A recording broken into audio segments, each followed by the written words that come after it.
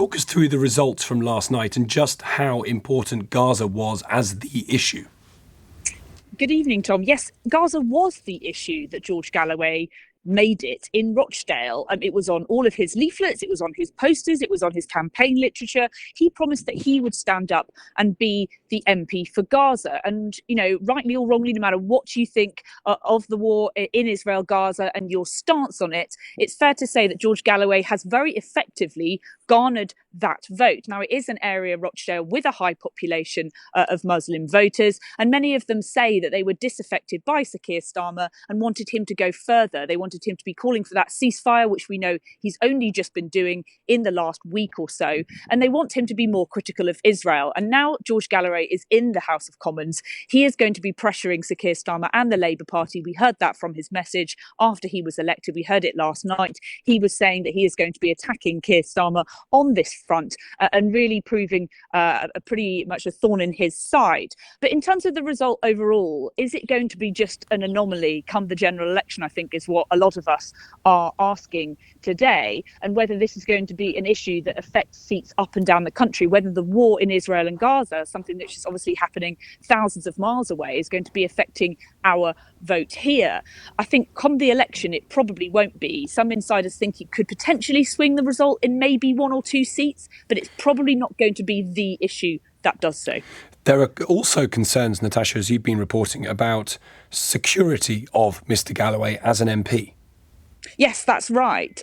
Today, there are people discussing the security concerns about the new MP, George Galloway, because of essentially his background. You know, like you just said, he has been a representative of Russia TV. He's also been on Iranian state TV. I spoke earlier to the historian and expert Anthony Glees, who said that MI5 will be concerned about some of his past links to these rogue states. Well, I have no doubt at all that this morning in Thames House, MI5's headquarters, they are having the most appalling headache about what to do about George Galloway as an MP, with all the privileges and rights he will have as the elected MP for Rochdale. They said he also said that George Galloway could be seen to be the MP for Hamas, and that he could be potentially now targeted and influenced by some of these potential rogue states with which he did have former links. Now, whether they can actually do too much, MI5, to contain him as a security risk remains to be seen. Obviously, he's an elected MP now. He gets to have a pass. He gets to come into Parliament. He gets to speak in the House of Commons and hire his own staff. They will obviously face some vetting.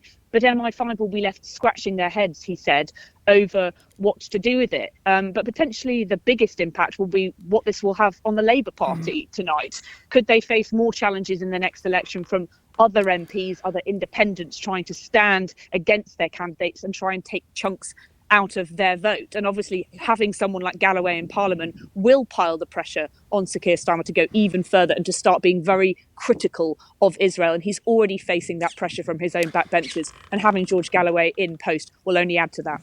Natasha, appreciate it. Thank you very much indeed. Natasha Clark, LBC's political editor. Worth reminding you too that we're awaiting a statement from the Prime Minister in the next half an hour or so. We think something to do with announcements around security, particularly of democratic processes and maybe MPs.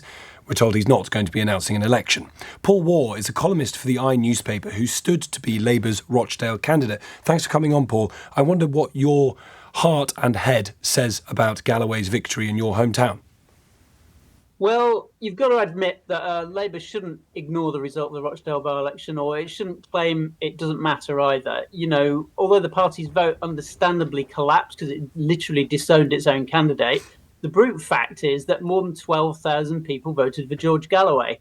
But the real problem was that the deeply offensive anti-Semitic remarks by Labour's Azhar Ali, the candidate who was disowned, effectively robbed voters of Rochdale of a real chance to vote for that party. And he basically disenfranchised people. And that's the fundamental problem here. What happened was that Labour wasn't beaten in Rochdale. It forfeited Rochdale, deliberately so, for the right reason, which was this guy had made anti-Semitic remarks and had to be effectively suspended.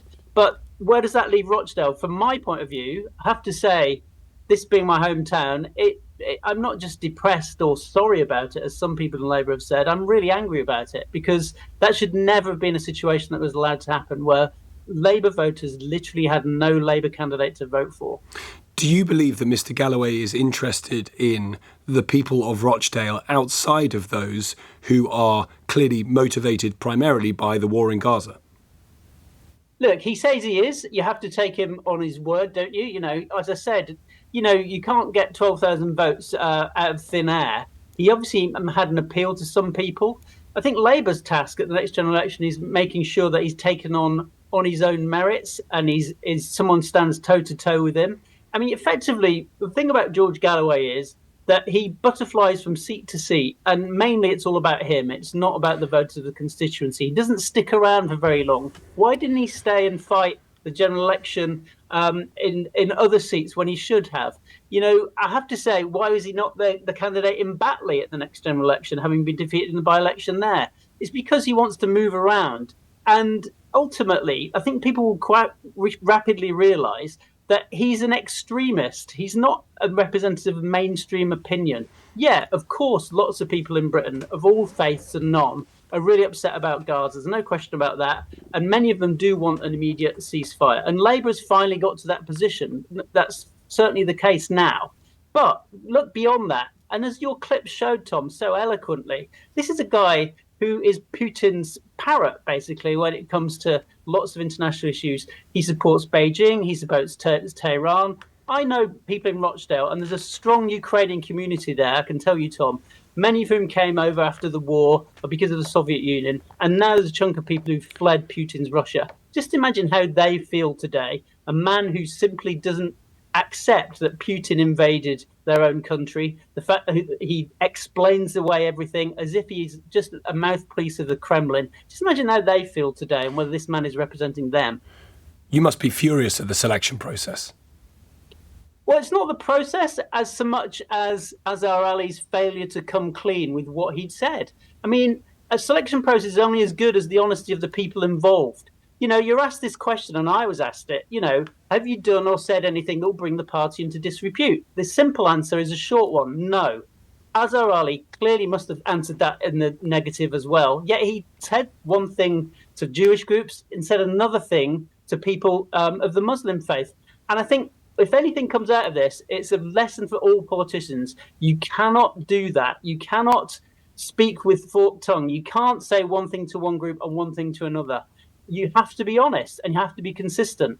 And that's really what I hope Rochdale's going to get in its next candidate at the general election. Because ultimately, Tom, a by-election is all about sending a message. I get that.